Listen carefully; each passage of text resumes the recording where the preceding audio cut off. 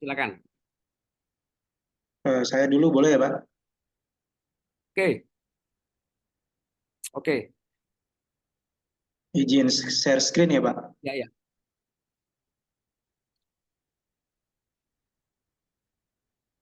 Oke, Pak. Jadi ini apa untuk report saya yang kemarin. Jadi pertama setelah wawancara yang seperti yang pertemuan ketiga atau keempat saya dengan Pak Ucuk menginformasikan bahwa analisis software dari apa namanya eh, kegiatan di kantor itu kan tidak diberi ya, Pak, ya, sama pihak ketiga, begitu, Pak. Nah, jadi kemudian dari pihak tempat saya KP mengusulkan untuk coba buat yang lain. Jadi akhirnya kemudian support ticketing gitu ya, Pak.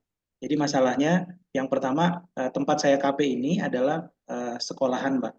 Yayasan ya, sebuah yayasan yang memiliki sebuah PT di mana PT tersebut digunakan untuk menjalankan operasional dari divisi pendidikan.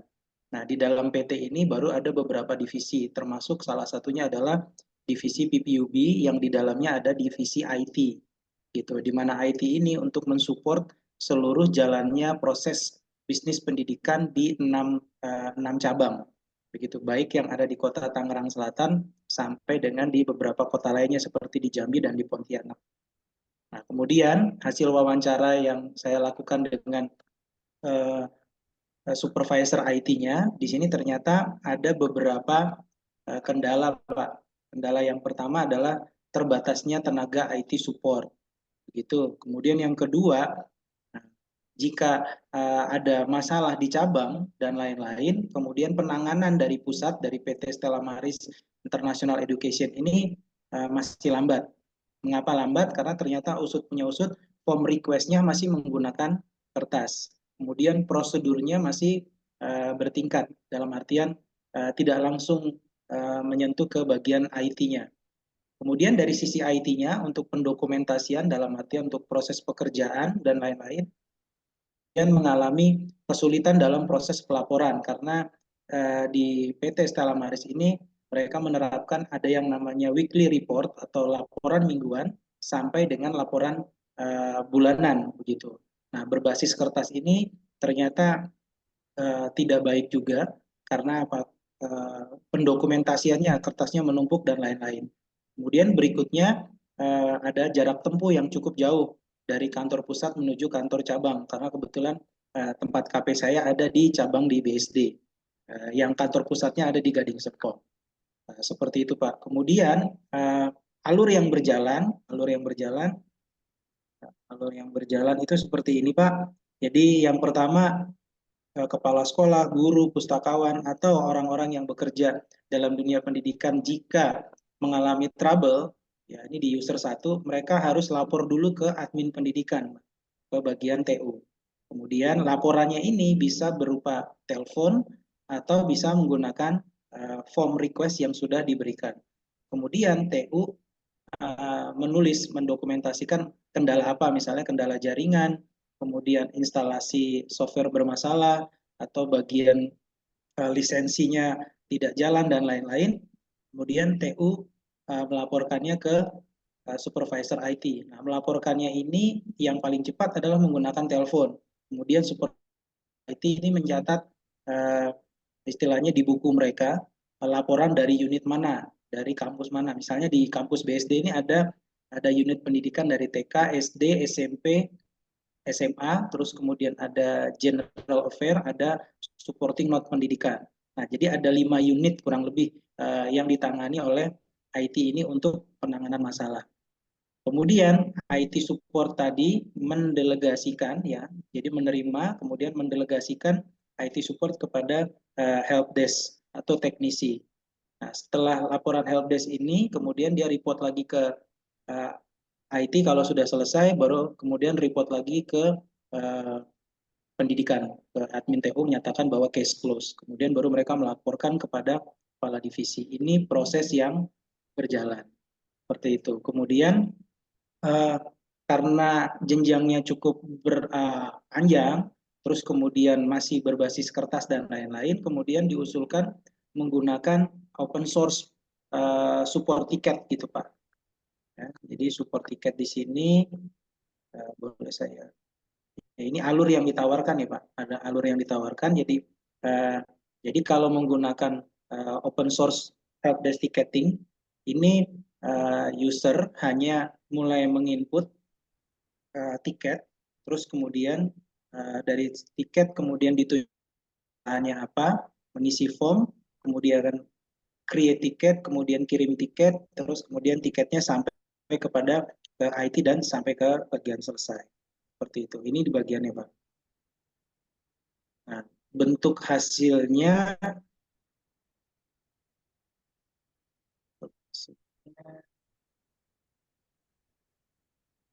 kurang lebih seperti ini Pak. Ya, jadi ini halaman depannya. Terus kemudian karena di sini eh, ada sekolah nasional dan internasional, jadi pertama bahasanya ada bahasa Inggris. Kalau mau bahasa Indonesia tinggal bahasa Indonesia. Kebetulan di sini ada dari untuk guru Mandarin, jadi Tiongkok, jadi ini dia pakai bahasa Mandarin dan lain. Ini menggunakan bahasa Inggris. Jadi user pertama tinggal sign in dulu, sign in terus kemudian ke Google. Kalau sudah sini baru kemudian user yang didaftarkan dari unit-unit pendidikan dan lain-lain kemudian melakukan open ticket, terus kemudian select tiketnya apa, requestnya apa. Nah, jadi ini yang kemarin di hasil diskusi ternyata problemnya bukan hanya hardware software, ternyata ada juga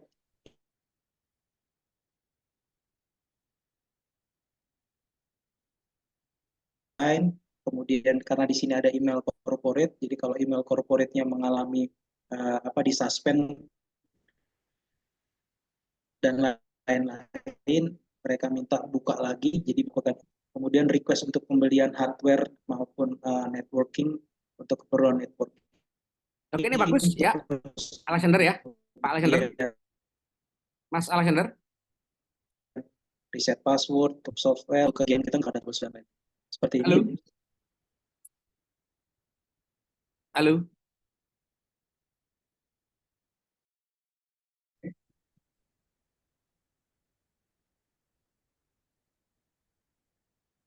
halo. Halo Pak. Ya, ya. Bagus sekali ya, sudah. Itu udah oke sekali ya, tinggal dibuat reportnya aja ya. Ya, Tapi gini, yang ya saya cukup minta Pak. gini, walaupun itu bukan untuk tugas akhir ya, eh, tapi tetap Anda harus membuat satu skenario pengujian ya, pengujian implementasi ya. Pengujian implementasi ini boleh menggunakan metode pengujian beta alpha beta ya, boleh menggunakan konsep pengujian user ya, user. Jadi lakukan pengujian user berdasarkan karakteristik ya kan, karakteristik mengenai cara kerja satu database-nya boleh ya. Kemudian apa itu interaksinya ya kan berdasarkan UX-nya ya. UI-nya ya, UI-nya gitu juga bagus ya. Jadi lakukan pengujian ya, pengujian sederhana aja ya bahwa aplikasi Anda ini running berjalan ya, berjalan dan memiliki karakteristik kinerja. Itu yang paling penting ya. Ini udah oke, udah selesai ini ya. Tinggal dibuat Ya, laporannya ya. Kemudian disiapkan Anda tinggal ini aja laporan itu file presentasi ya, kemudian nanti tunjukkan ke saya, kemudian nanti saya tanda tangani ya. baik Pak, terima kasih Pak. Udah selesai itu ya. Nanti siapkan webinarnya dengan mahasiswa. Jadi kenapa harus ada webinar dengan mahasiswa? Supaya mahasiswa itu punya gambaran melaksanakan KP. Oh, ternyata KP ini gampang ya. Kita juga bisa mengembangkan dan siapa tahu nanti ada orang yang tertarik dengan ada mahasiswa yang tertarik dengan itu aplikasi Anda, Alexander.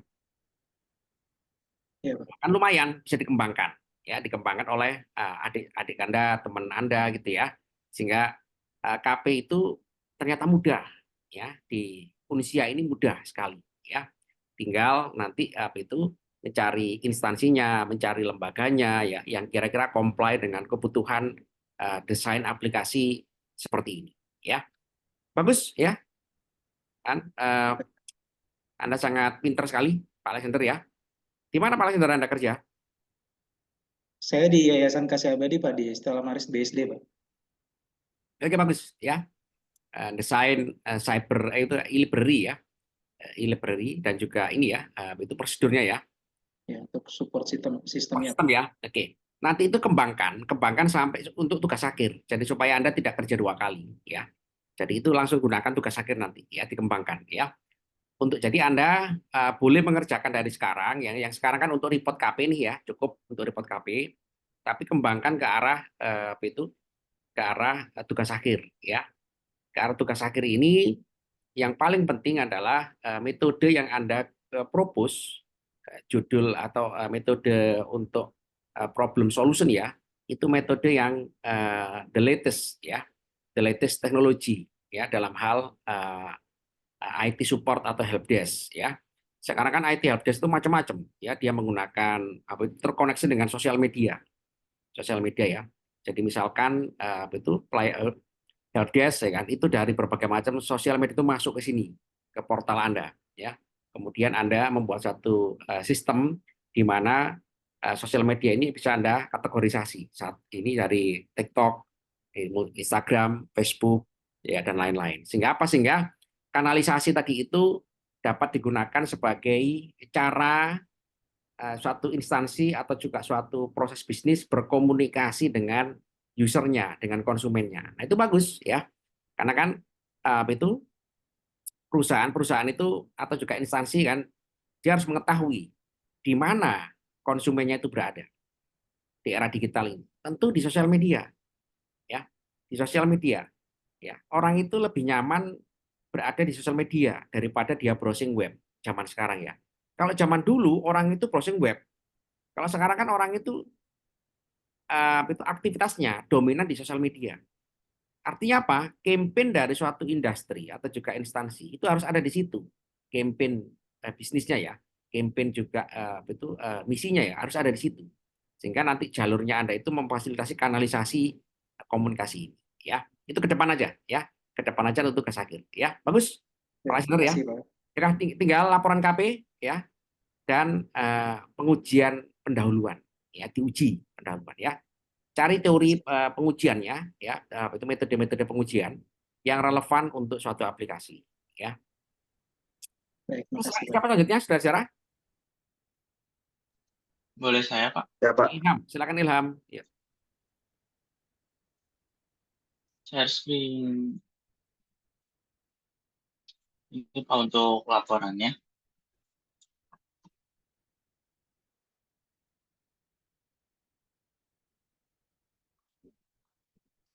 Hmm, Ilustrasinya seperti ini, Pak. Kalau udah mendatangani Pak Ucu tinggal ngumpulin aja atau gimana Pak nanti?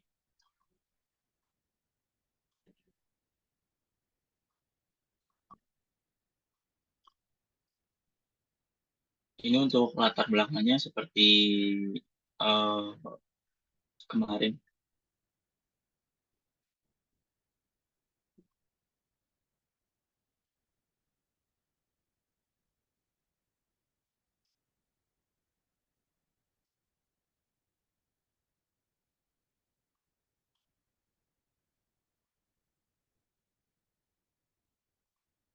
Ini untuk flowchart atau jalannya software sekarang sih, Pak. Sudah saya jelasin untuk potensi masalahnya juga sudah ada. Selanjutnya potensi masalah itu sudah digabungin dengan eh, yang di surveinya. Gitu.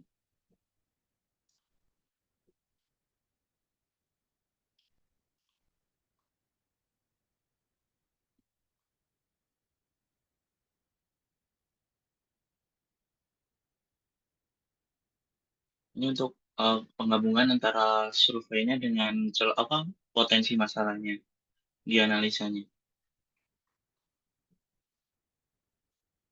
Ini beberapa usulannya.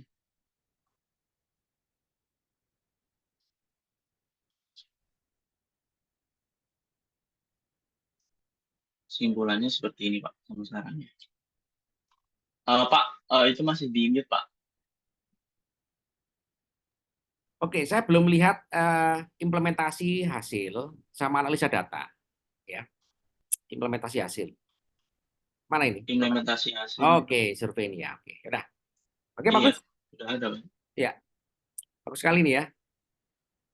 Di usulan, oke juga ya. Ya udah bagus ya. Udah. Udah. Coba lihat ke atasnya lagi. Yang di Ya. Gini, usulan, ya, analisa survei ini arahkan kepada parameter ya, parameter kinerja aplikasi apa saja kira-kira menurut Anda, ya. latensi gitu sih, Pak. Coba lihat ke atas. Nah, ini dikasih keterangan gambar ya, jangan lupa ya. Gambarnya gambar berapa gitu ya. Oh, yang di bawahnya gitu ya, Iya, Pak. betul Oke, ya. nanti saya tambahin. Iya. Jadi ini bagus. Anda dari analisa survei itu menemukan identifikasi masalah. 34 itu kan Anda menemukan identifikasi masalah, ya. Iya. Nah, itu nanti Anda teruskan menjadi apa itu menjadi aplikasi bagus, ya. Untuk tugas akhir aja, ya. Mm-mm. Ya. Ya, oke, ya. Tinggal dipertajam, Oh, ditambahkan apa itu analisanya juga semakin bagus ya, semakin banyak semakin bagus, ya. Kemudian di setiap gambar-gambar ini dijelaskan, ya, gambar-gambar ini, ya. Jadi Anda, udah sih, Pak. Di atasnya kan ada eh, tentang apanya. oke. Nah, gini, cara kita mendeskripsikan suatu data itu harus kita biasakan, ya. Deskripsikan data ini, ya. Jadi Anda apa itu? Siapa ini? Siapa itu? Halo, Ilham. siapa namanya? Ilham. Ilham ya. Ham, kamu itu seneng artis nggak? Yang paling cantik itu. Biasa Siapa aja sih. artis ini?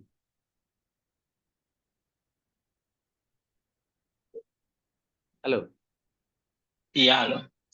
kamu punya idola artis nggak? Jarang nonton TV sih, Pak. Walah, kamu nggak punya apa itu? Apa yang kamu sukai? Kamu suka foto? Lumayan sih. Belum banyak, ya. Kamu suka apa? Apanya? Misalkan ada suatu lukisan gitu, kamu suka?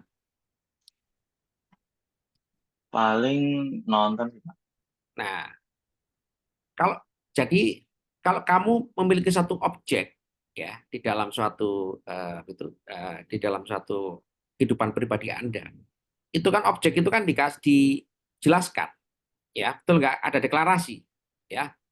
Misalkan kamu suka artis siapa gitu, itu kan bukan hanya sekedar foto, ya, tapi di HP Anda itu saya yakin gitu kan pasti ada tulisan-tulisannya, Pak, hidungnya mancung, gitu kan? Pak, Iya, matanya itu berbinar, gitu kan? Pak, ya, apa itu matanya itu bulat seperti rembulan, gitu kan? Nah, iya, sama dengan data di dalam penelitian. Data itu harus dideskripsikan, tidak hanya ditampilkan. Nah, data ini di level Anda baru ditampilkan, baru showing up, ya, belum dideskripsikan. Coba mana deskripsinya data ini? Kan belum ada itu. yang di atas ini apa, Pak? Eh? Kan sudah error yang di sini. Nah, itu belum. Itu baru deskripsi umum, deskripsi spesifik setiap gambar. Contoh, ya kan, gambar I itu. Mm-mm. Nah, gambar I itu yang lebih besar mana? Itu kan dideskripsikan. Yang di sini kan 5 ini sih. Iya, gitu ya. Jadi data itu deskripsikan, tafsirkan data itu, ya. Deskripsikan, Pak, saya punya apa itu artis, Pak, idola saya, Pak, namanya siapa, misalkan Dian siapa lah ya, Dian Wardoyo misalkan. Nah, itu deskripsikan, Pak, rambutnya panjang, gitu ya. Pak, apa itu Mm-mm. hidungnya mancung, gitu ya. Jadi tugas Anda di sini itu mendeskripsikan data dulu, ya. Jadi data-data di sini itu tidak boleh hanya ditampilkan tapi tidak dideskripsikan, gitu ya. Bisa ya, Ilham? Bisa, Pak. Nah, jadi nggak boleh kamu kamu misalkan bikin patung atau bikin lukisan, bagus sekali lukisannya. Tapi kalau seniman itu lukisan itu eh, yang mendeskripsikan orang lain.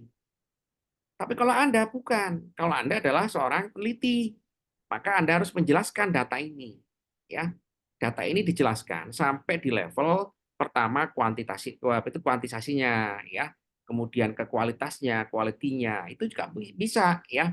Misalkan gitu kan, bahwa diperoleh hasil survei yang paling kecil adalah sekian persen ya.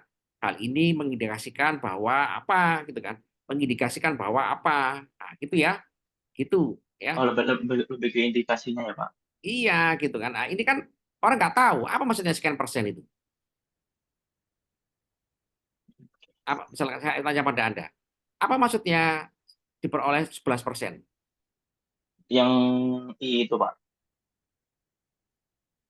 Apa maksudnya?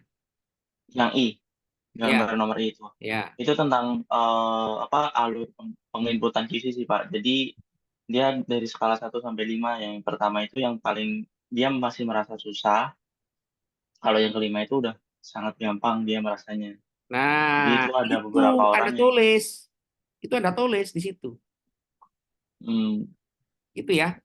Jadi ya setiap ya. hasil-hasil ini ditulis, dijelaskan. Kenapa ini ya? Deskripsikan dulu. Sebagai contoh tadi ya kan. Masa Anda nggak punya idola artis gitu di HP Anda, siapa gitu ya, anak muda gitu. Misalkan gitu. Ya. Halo. Iya, Pak. Iya. Ya. Itu kan kalau kamu ditanya orang gitu, kenapa kamu suka artis ini? Kamu kan bisa menjelaskan. Mm-mm. Nah, itulah sama dengan data ini, ya. Data ini jelaskan semuanya, data-data ini. Tidak bisa data itu ditafsirkan oleh orang lain. Nah, kalau saya misalkan ya, oh berarti yang bagus itu yang kecil itu. Boleh kan saya ngomong kayak gitu? Oh, oke. Iya, iya. Kenapa? Karena Karena nggak ada Anda tidak, penjelasannya boleh-boleh aja sih. Anda tidak melakukan deklarasi di sini. Penjelasan. Iya. Iya, gitu ya. Kalau saya ngomong Mm. gitu kan, Pak, yang kecil ini bagus. Kan nggak salah saya ngomong kayak gitu. Kenapa? Iya, Pak. Karena Heeh. Anda tidak mendeskripsikannya. Nah, gitu ya. Jadi setiap Iya, data Pak. yang kita peroleh tidak boleh hanya ditunjukkan, tapi dijelaskan, dideskripsikan deh yang paling mudah dulu ya. Itu ya, Baik, Pak. Ilham ya. Mm. Jadi Anda jangan punya mindset seorang seniman. Ya, Anda bikin lukisan paling bagus gitu kan, setelah itu selesai. Ya. Seniman kan gitu. Iya. Dia bikin lukisan gitu kan, pemandangan gitu kan, dipajang, ya sudah. Orang orang yang melihat gitu kan, apa itu orang yang melihat lukisan itu kan dia mikir ya. Ya. Kenapa ya? Karena memang tidak ada penjelasan. Ya. Jadi Anda Iya, itu Pak. berbeda dengan seniman, ya, berbeda dengan seniman ya dalam konteks gitu kan, bahwa apa yang Anda peroleh itu dideklarasikan, ya, deskripsikan, ya, gitu ya, Iya. Ilham ya. Iya, Pak. Ya, gitu ya. Jadi Anda tidak hanya mendapatkan hasil, tapi you can analyze the result. Ya, itu maksudnya, ya. Nah, setelah Iya. deskripsi, maka Anda jelaskan aspek-aspek yang lain, misalkan dampaknya, gitu ya. Misalkan juga Di sininya sekalian ya, Pak. setiap gambar, ya, setiap gambar, gitu ya, Ilham, Iya, Pak. Oke, nanti saya gitu ya. tambahin. Kalau kamu kamu pernah lihat itu hasil survei Pilpres kemarin itu di TV-TV itu? Halo. Ada sih, Pak, tapi itu cuma data doang. Nah, itu kan cuma satu slide ya, yang survei-survei itu kan. Tapi ngecapnya Mm-mm. kan berhari-hari itu, berbulan-bulan itu. Betul kan? Iya. Nah, kenapa? Pak, kenapa ini Prabowo sekian persen? Wah, dia ngomongnya macam-macam udah kan. Nyangkut dengan harga beras, harga pasir ya, harga harga tempe di pasar, semua dikaitkan dengan hasil survei katakanlah cuma 3 kandidat. Iya. Nah, itu ya. Masa kamu nggak pernah lihat kayak gitu? Ya nggak mungkin lah ya. Gitu ya. Jadi itu usahakan data yang kita peroleh itu ada deskripsinya. Siapa yang bertugas mendeskripsikan? Kita, ya. Iya, Pak. Itu ya supaya apa? Supaya menggiring kepada pembaca bahwa ini loh hasil ini penting, gitu kan. Nah, kalau Oh, baik. Anda cuma cuma data seperti ini, orang kan nggak tahu ini mana yang penting, mana yang nggak penting, gitu kan. Iya, iya. Nah, sekarang latihan, ya. Sekarang latihan. Pasti Anda apa itu punya ya kemampuan di sini ya untuk menjelaskan suatu data ya. Makanya tadi saya tanya kepada Anda punya idola artis nggak? Ya, nggak punya Pak. Mm. Wah nggak mungkin ya. Gitu kan. Misalkan Anda punya artis sekarang gitu kan, siapa kayak artis mana gitu ya. Pasti Anda kalau ditanya, "Kenapa kamu suka Ham?" "Wah, Pak Ucu, rambutnya Pak Ucu," gitu kan. Waduh ya, nggak karuan deh Anda sedang ngomong. Anda menjelaskan Iya, fotonya artis walaupun belum pernah ketemu, itu udah nggak karu-karuan. Artinya apa? Anda berhasil mendeskripsikan, gitu kan? iya Pak ya. Nah, ini di mana di sini? Gitu ya. Itu Ham, ya. Iya nanti saya tambahin Pak. Gitu ya. Jadi Anda jangan ya, Anda dapat satu data gitu kan, Anda tidak tahu penjelasannya, ya. Tidak bagus ya? Iya. Oke, ya Kalau yang tadi di presentasi perlu tambahin penjelasannya atau enggak Pak? Nanti iya presentasi harus penjelasannya. penjelasannya dari omongan aja gitu, nggak usah ditulis di Gimana? presentasi. Di Presentasi sih presentasi, bebas.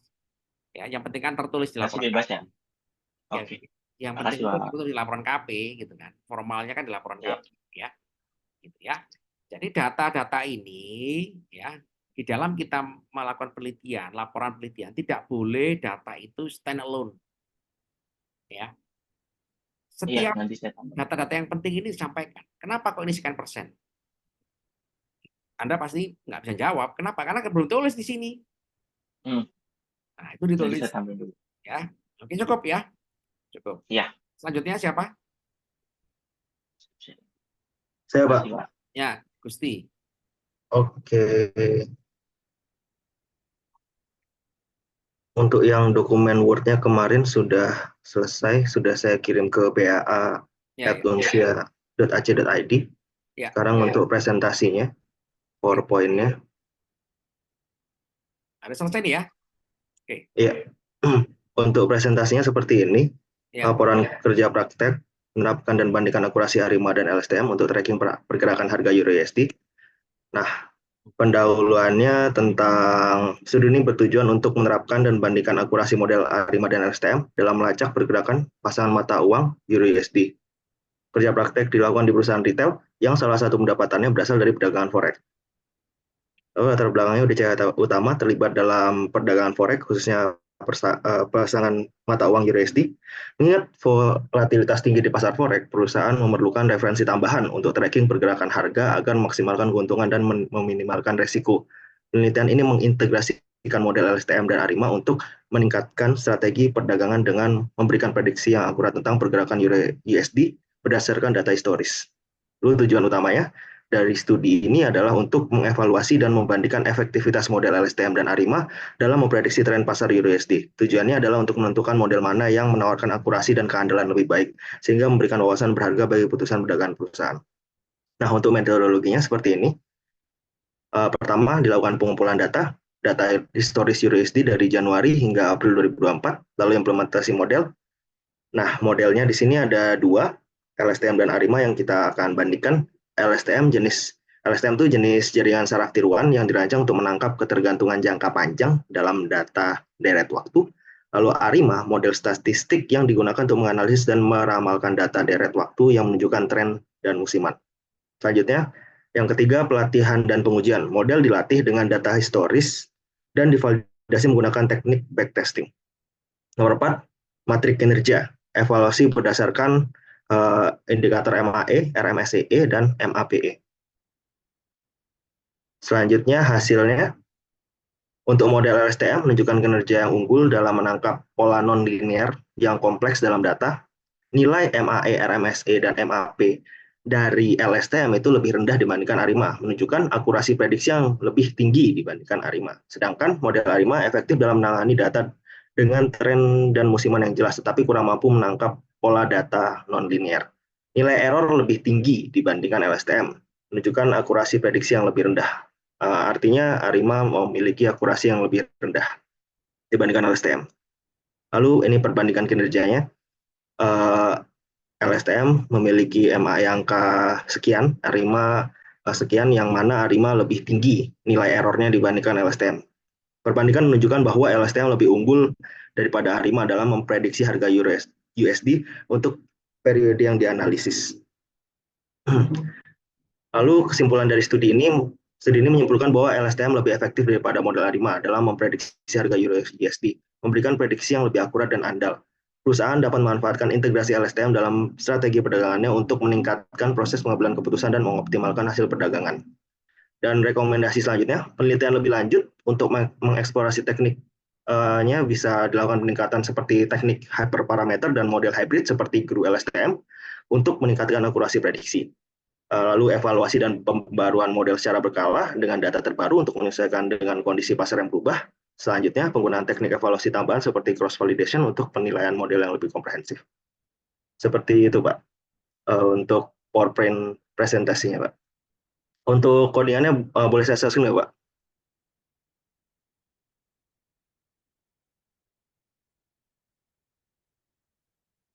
Sebentar.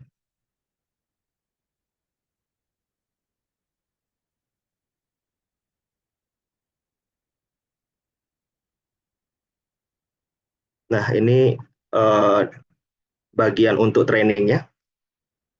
Di sini model udah di training. Model LSTM. Selanjutnya, ini sampai epoch 65. Lalu dari hasil training itu dari hasil training modelnya, kita implementasi modelnya, namun datanya kita pisahkan dulu, 20% untuk tes data dan 80% untuk training. Nah, yang training 80% tadi udah di training di atas, sekarang kita tes di data 20%-nya. Di sini hasilnya seperti ini, hasil grafiknya. Kebesarannya.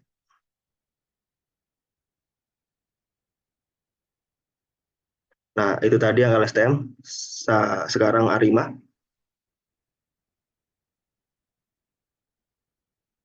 Untuk yang ARIMA, grafik yang dihasilkan seperti ini. Nilai errornya lebih tinggi dibandingkan LSTM. Selanjutnya, ini untuk perhitungan kalkulasi errornya, MAE, RMSEE, dan MAPE. Di sini perbandingan tabel yang dilampirkan dalam dokumen dan presentasinya.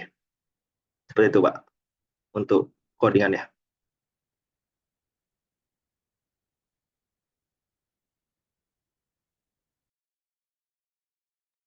Sorry, Pak, masih di mute, Pak. Oke, itu udah bagus ya. Untuk KP udah cukup bagus ya. Tinggal Anda presentasi webinar nanti ya dengan mahasiswa ya. Siap, Pak. Webinar supaya Anda menjelaskan ya kan betapa gampangnya KP di Indonesia ya. KP itu lembaganya boleh di mana saja ya. KP itu yang penting adalah Anda bisa mengidentifikasi suatu kebutuhan user yang ada di situ, kebutuhannya ya. Seperti Ilham Siap. tadi ya kan, kebutuhannya adalah apa itu optimasi suatu aplikasi. Nah, itu boleh ya. Sehingga apa dia melakukan survei kan untuk memperbaiki aplikasi. Nah, kalau Anda kan untuk kebutuhan prediction ya. Oke, itu tinggal ya. Itu Gusti ya. Untuk tugas akhir ya, prediction ini coba nanti dibaca literatur mengenai itu ilmu prediksi ya, ilmu tentang prediction by computer science ya. Misalkan data science tadi itu ya. Siap. Ya. Di dalam pengambilan keputusan, pengambilan kesimpulannya ya kan, usahakan itu adalah systematic analysis ya. Artinya apa? Metode yang Anda peroleh ini ya menunjukkan bahwa dengan data kurun waktu data set sekian ya, kemudian trainingnya sekian, kemudian model jaringan saraf tirunya sekian, diperoleh akurasi seperti ini. Itu ya. Siap. Ya. Jadi Anda belum bisa, kita jangan sampai overclaim ya. Kelemahan daripada peneliti itu kadang-kadang overclaim ya. Jadi kesimpulan Anda itu sebetulnya adalah kesimpulan yang sementara.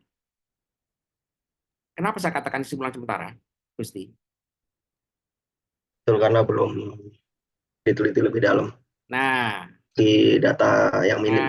datanya kan baru terbatas, baru data Betul. berapa tahun itu, ya berapa bulan, ya. Betul. Jangan gini, kita tidak boleh overclaim. Sebagai peneliti kita harus objektif mungkin. Bahwa yang kita peroleh ini ada keunggulan, tapi keunggulan yang itu masih perlu diperdalam lagi. Kenapa? Karena datasetnya terbatas, ya. Kemudian juga model training JST-nya juga itu tidak terlalu kompleks, ya, sehingga diperoleh hasil kesimpulan sementara bahwasanya metode yang satu lebih unggul dari metode yang kedua, ya, atau juga sebaliknya, ya. Betul, betul. Gitu ya, Gusti ya. Gitu. Jadi Siap. di dalam kita mengambil kesimpulan, kita tidak boleh overclaim, ya. Pak, ini obat saya, Pak, setelah saya teliti, Pak, bisa menyembuhkan segala macam penyakit. Apa saja penyakitnya? Mulai dari panu, kadas kurap, sampai AIDS. Nah, itu overclaim. Ya, memang ada obat yang bisa menyembuhkan segala macam penyakit, ya kan? Halo, Gusti. Tidak ada, Pak. Nah, tidak ada kan? Itu ya. Jadi jangan sampai kita overclaim seperti itu maksudnya ya. Betul, Jadi betul, betul. kesimpulan yang kita ambil itu objektif berdasarkan data-data dan environment penerapan metode. Itu yang paling penting ya. Dulu itu pernah ada peneliti dari BRIN ya, dari Badan Riset Inovasi Nasional ya, yang meneliti suatu peradaban kuno Gunung Padang di Cianjur. Hanya karena masalah mengambil kesimpulannya itu kurang realistik ya, akhirnya papernya ditarik dari jurnal ya, diusulkan ditarik dari jurnal bereputasi. Kenapa ya? Penelitiannya bagus, metodenya bagus gitu kan. Ya, hanya saja di dalam analisis dan mengambil kesimpulan ya itu ya kita harus hati-hati ya. Hati-hati karena ini comply nggak dengan teori besarnya, ini comply nggak dengan teori umumnya. Nah, gitu ya. Itu Gusti ya. Siap, siap. Ya, jadi makanya itu penelitian itu ada ruang bagi kita itu untuk merenungkan hasilnya. Betul nggak hasil yang kita peroleh ini benar? Halo, Betul, betul, betul. dari mana Anda tahu ini benar? Kalau ini saya bandingkan dari jurnal-jurnal lain sih, Pak. Nah, Jurnal lain membuktikan bahwa LSTM itu lebih akurat dalam ya, trackingnya dibandingkan ya. ini. Bagus untuk sementara ya. Tapi siapa tahu nanti besok itu ada yang menemukan lebih bagus dari LSTM. Nah, gitu kan? Betul, betul, betul. Jadi kita artinya apa? Kita mindset kita adalah ilmu pengetahuan itu berkembang, ya, cepat perkembangannya. Kita nggak tahu, ya kan? Seperti teorinya itu teori itu yang pernah kita dengar ya, teorinya yang pernah gugur, ya, teori siapa itu? Teori tentang elektron dan inti atom. Inti atom, ya kan? Itu atom terdiri dari inti dan kulit, ya kan? Modelnya adalah seperti roti kismis. Itu kan teori sekian atom. Disempurnakan oleh teori selanjutnya. Selanjutnya sampai teori tentang subpartikel. Bahwa ternyata atom itu inti atom kan dia tidak single, tidak bulat. Ya, isinya banyak banget isinya. Ada boson, ada meson, gitu kan? Kenapa ya? Jadi apa yang kita peroleh hari ini itu bukan merupakan kebenaran yang final. Gitu ya Gusti ya. Siap, siap, siap. Jadi sehingga apa? Sehingga yang mau kita sampaikan adalah ini adalah hasil yang kita peroleh dengan environment penelitian kita yang terbatas. Deskripsikan ya, data setnya sekian, metodenya sekian, gitu ya. Kemudian Siap, siap, siap. batasan-batasan masalah sekian. Sehingga apa? Kesimpulan kita itu objektif berdasarkan satu data yang kita peroleh, ya, environment simulasi yang kita jalankan, ya, berdasarkan cross reference studi literatur. Nah, gitu ya. Sehingga tidak overclaim, ya. Siap, siap, siap. Pak, saya itu metode saya paling hebat Pak seluruh dunia. Nah, orang nggak percaya itu, ya. Gitu ya. Oke, oke. Kayak gitu ya. Oke, Anda tinggal webinar aja dengan mahasiswa ya nanti ya, webinar ya. Siapa? Tulisannya diperkaya ya. Oke, selanjutnya siapa? Baik. Agus, Ya Pak, silakan. izin Pak untuk Ya, share segera. screen ya Pak.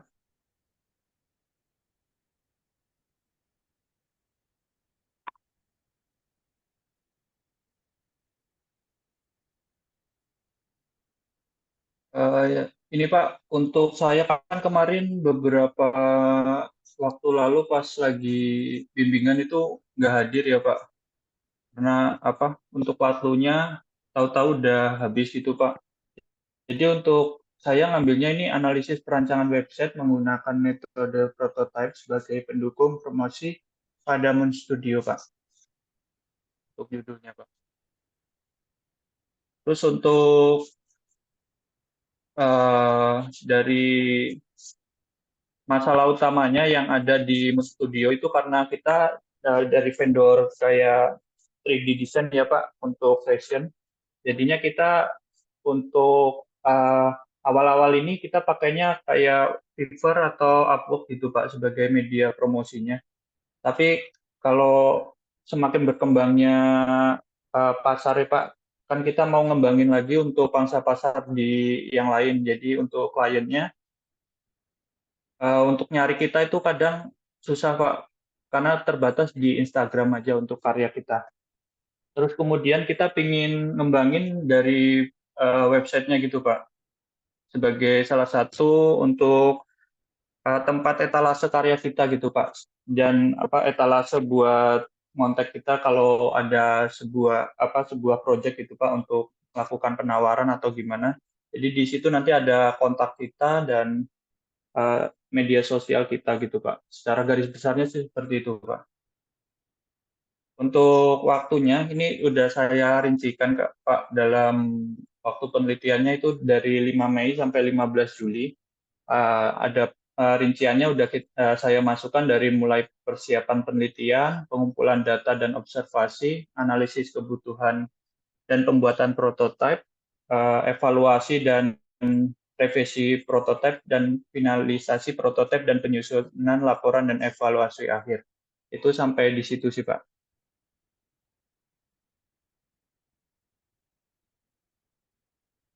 Selanjutnya untuk permasalahannya secara garis besarnya seperti yang saya sampaikan tadi Pak, jadi belum ada etalase yang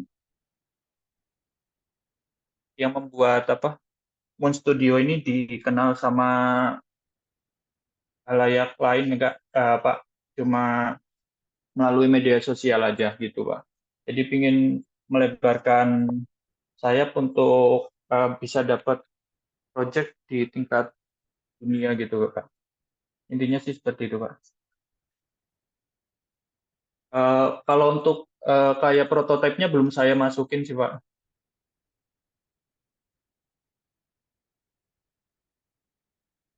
Terima kasih Pak.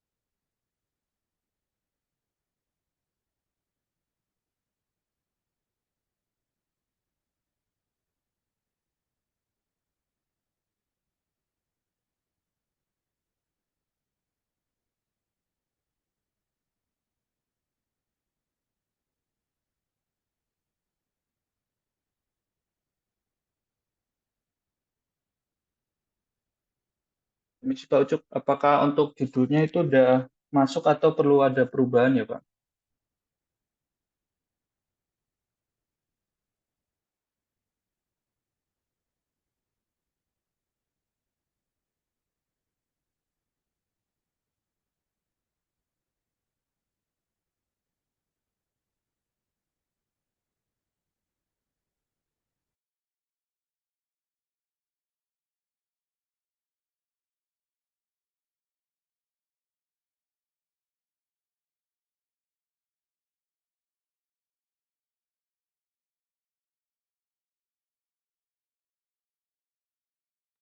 Ya oke, ya oke, bagus sekali ya. Halo, Halo Pak. Iya Pak. permasalahan tadi udah dianu ya, udah dilakukan identifikasi. Udah Pak, itu saya udah ngasih itu juga Pak untuk wawancaranya Pak, tapi belum saya masukin Ya, untuk detail pertanyaan sama hasil wawancaranya. ya oke, Jadi ya, secara garis besar udah ada semua sih Pak sama oke. prototipenya, tapi masih minta saran juga sama atasan yang terkait ya Pak, karena nantinya kemungkinan bakal dijadikan website juga. Jadi mungkin pengerjaannya masih sama pihak ketiga Pak untuk saat ini. Jadi nggak masalah ya. Berarti ini tinggal selesai ya, tinggal ditulis ya, Iya Pak. kemudian dianalisa seperti Alexander tadi ya. Udah selesai ya. Oh gitu Pak. Iya Pak. Ya. Nanti Ya. mungkin saya minta izin buat apa ya Pak untuk pengecekan ininya Pak, penulisannya Pak. Format Mungkin ada yang format yang saya mungkin ada yang ya.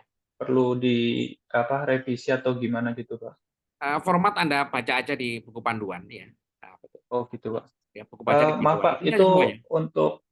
untuk tambahan apa perlu Ya. untuk jadwal kegiatannya itu dilampirkan juga Pak? Boleh ya, semakin lengkap semakin bagus ya. Ya.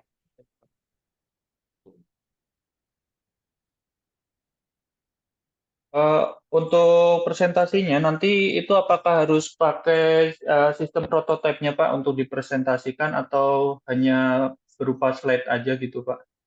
Slide aja. Ya, waktu Slide aja. presentasi slide aja. Ya. Oh baik Pak. Ya Pak. Oke, itu udah selesai ya. Ya, oke. Sudah Pak. Ya terima kasih Pak. Ya, ya, ya. Oke, siapa lagi? Hamzah. Mana Hamzah ini? Iya, saya Pak. Oke. Gimana Hamzah? Eh, Sebentar, izin share screen.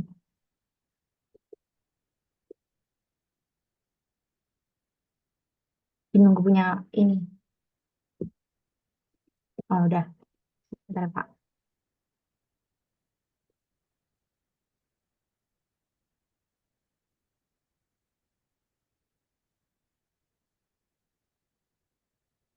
Ini Pak, jadi judul kemarin saya udah ajukan itu ya Pak ya. Saya eh, ajukan yang kemarin itu yang sama Bapak sudah diberikan feedback. Ini sudah saya ubah jadi analisis data alarm mati listrik dan genset untuk deteksi kesalahan notifikasi pada sistem monitoring Optimus PT. Ini disebutkan PT-nya atau tidak ya Pak? Ya, Baiknya disebutkan ya Pak? ya, ya. Baik.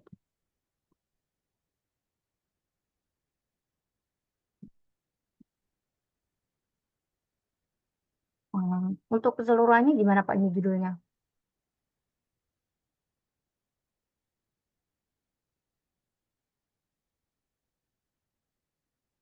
Ada yang perlu diubah atau bagaimana Ini Pak? aja. Data alarm mati listrik dan genset. Sebetulnya kan ini kan data ini ya, apa itu supaya kita judul itu semakin ringkas, semakin bagus. Judul itu ya. Judul itu apa itu tidak perlu panjang-panjang sebetulnya judul itu ya. Karena judul semakin panjang-panjang itu ya kan, apa bedanya dengan paragraf? Namanya juga judul ya. Kamu pernah nggak kamu suka lagu? Siapa ini? Hamzah ini. Nggak begitu dengar lagu Pak. Nggak suka? Kamu suka novel? Nggak juga. Nggak suka? Nggak pernah kamu baca apa tuh? Apa gitu ya? Buku gitu. Suka buku? Ada sih kalau buku baca ada. Nah, buku itu judulnya panjang-panjang nggak? Buku itu. Simpel sih Pak. Ya simpel gitu ya. Tapi betul clear bahwa judul itu mencerminkan apa yang kita lakukan. Itu yang paling penting ya. Jadi gini, apa itu Hamzah? Data ini kan data dari sistem monitoring, gitu kan? Iya Pak. Data kan. Jadi ini supaya lebih simpel gitu kan. Analisis data ya. Analisis data indikator sistem monitoring gitu kan enak ya. Oh iya Pak. Kan lebih simpel ya. Analisis indikator ya kan. Indikator kinerja gitu kan. Analisis data indikator kinerja ya. Data indikator kinerja apa tadi sistemnya? Ini kan sistem monitoring. Nah, udah. Ya udah. Nah, enak kan? Coba dibaca. Analisis data indikator kinerja sistem monitoring Optimus PT Telkom Indonesia serta klasifikasi penggunaan genset untuk antisipasi distribusi solar. Serta itu untuk gitu kan. Oh, Untuk klasifikasi gitu kan. di bagian mana Pak? Jadi bagian bawahnya setelah PT Telkom Indonesia untuk klasifikasi gitu aja Pak. Iya, gitu aja ya. Itu kan output ya. Untuk klasifikasi itu aja ya, klasifikasi penggunaan solar gitu kan. Wow. Enak kan? Macam-macam panjang judul itu ya. Nah, untuk klasifikasi penggunaan bahan bakar gitu aja kan. Bahan bakar ya. Baik, Pak. Nah, udah selesai ya, BBM ya. Nah, bahan bakar genset, bahan bakar apa? Bahan bakar genset kan gitu kan? Iya, Pak. Nah, enak kan?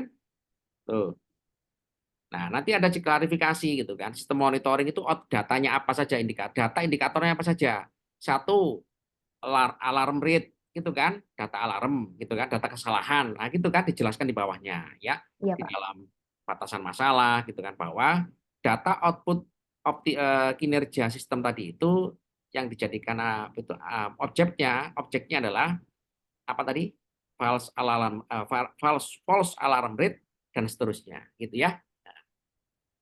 Iya, Pak. Nah, itu aja udah ya, selesai itu ya. Langsung dikerjakan ya sama Hamzah Ini ya. sudah selesai sih, Pak. Udah. Makanya sekalian mau Coba saya lihat datanya. Data false alarm rate seperti apa? Aku lihat. ini untuk kan tadi ada dua pembagian itu, Pak. Untuk permasalahannya itu ada dua, untuk melihat distribusi solar, analisa distribusi solar, sama apakah ada kejadian di mana mati listrik terjadi tidak diikuti dengan genset nyala gitu, Pak. Ada dua permasalahan. Nah, bisa nggak itu diperjelas sebagai suatu hubungan? Hmm, ini saya pisahkan gini, Pak. Jadi yang pertama ada analisis data untuk antisipasi distribusi solar, sama untuk ininya dipisahkan, Pak, sama yang asosiasi mati listrik dan nyala gensetnya itu dipisahkan gitu, Pak. Ini nggak masalah. Nanti dulu ya. Pertama, di dalam Anda menjelaskan satu problem statement dulu. Problem statement itu ya kan, sebetulnya adalah tentang kelemahan daripada cara kerja sistem ya. Kelemahannya apa selama ini yang ada di dalam perusahaan itu? Kelemahannya ya. Gitu ya. Jadi Anda sampaikan kelemahannya. Kelemahannya apa? Kelemahannya ya. Ini, Pak. Nah, ini dijelaskan. Nah, ya, dijelaskan. Kenapa kok ada kelemahan dalam cara kerja yang sekarang ini? Satu, ya kan? Data data monitoring itu ya tidak dilakukan analisis secara akurat. Nah, gitu kan? Iya, Pak. Nah, sehingga itu kan kalau tidak ada analisis secara akurat, itu kan dampaknya ke belakangnya panjang banget.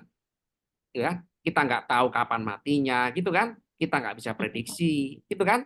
Kita nggak bisa Iya, Pak. melakukan klasifikasi, gitu kan?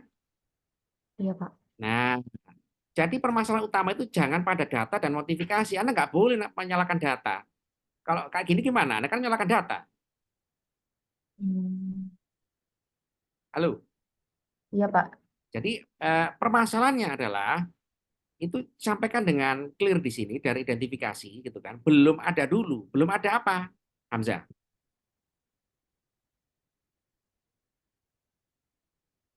Halo, Iya, Pak. belum ada apa? Gimana, Pak, maksudnya? Hmm. Ini permasalahan itu kan ada identifikasi dulu. Ini kan gambaran Anda itu kan Anda melakukan identifikasi, ya. Cara kerja daripada Omnimus itu seperti apa? Menghasilkan data-data ini, ya. Datanya itu selama ini seperti apa? Ya, itu kan Anda jelaskan di dalam diagram fishbone ini. Kalau Anda apa itu seperti ini gitu kan, itu Anda menyalakan data, gitu kan. Data kan nggak salah, Iya, Pak. ya. Dijelaskan data menghasilkan data, sudah ada monitoringnya. Monitoring menghasilkan data. Nah, selama ini data ini apa itu bagaimana cara mengelolanya data ini? Halo. Iya, Pak. Nah, Ini itulah kelemahannya. Data manajemen tidak terpisah dengan baik. Ini jangan disalahkan datanya, ya kan?